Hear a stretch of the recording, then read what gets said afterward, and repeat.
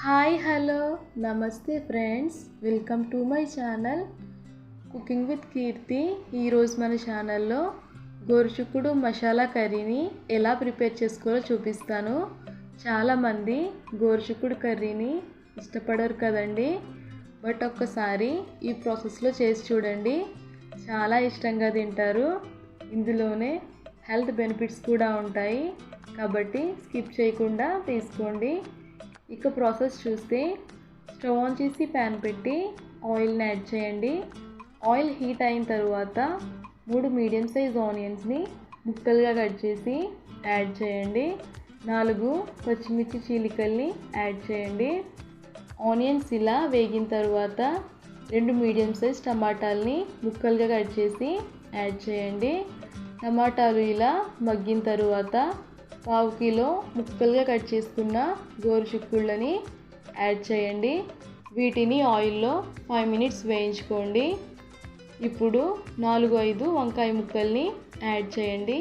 ఇవి ఆప్షనల్ అండి, యాడ్ చేస్తే టేస్ట్ బాగుంటుంది. ఒక్కసారి మిక్స్ చేసుకుని 1 టేబుల్ స్పూన్ పసుపు, 1.5 table spoon salt, 1.5 table spoon కారాన్ని యాడ్ చేయండి. వంకాయ ముక్కలు ఇలా మగ్గిన తర్వాత 1 గ్లాస్ ఆఫ్ వాటర్ని యాడ్ చేయండి. కర్రీ ఉడికే వరకు మూత పెట్టి ఉడకబెడదాం. ఇప్పుడు చిన్న సైజ్ రోకల్ని తీసుకుని 5 వెల్లుల్లి రెమ్మలు, కొద్దిగా జీలకర్రని యాడ్ చేయండి. అలాగే 1/2 కప్పు నువ్వుల్ని యాడ్ చేసి వీలైనంత మెత్తటి పేస్ట్ లాగా దంచుకోండి. ఒక 15 మినిట్స్ తర్వాత మూత తీసి చూస్తే కర్రీలోంచి ఆయిల్ సెపరేట్ అవుతుంది. ఇందులోనే దంచి పెట్టుకున్న మసాలా పేస్ట్ని యాడ్ చేయండి.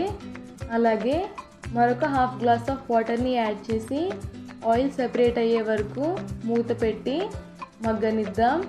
ఇలా ఆయిల్ సెపరేట్ అయిన తర్వాత కట్ చేసి పెట్టుకున్న కొత్తిమీరని యాడ్ చేయండి. అంతేనండి, ఎంతో టేస్టీగా ఉండే గోరుచిక్కుడు కర్రీ రెడీ అండి. మా ఛానల్ని కనుక ఫస్ట్ టైం చూస్తున్నట్టయితే లైక్ చేయండి, షేర్ చేయండి, కామెంట్ చేయండి, సబ్స్క్రైబ్ చేయండి ఫ్రెండ్స్.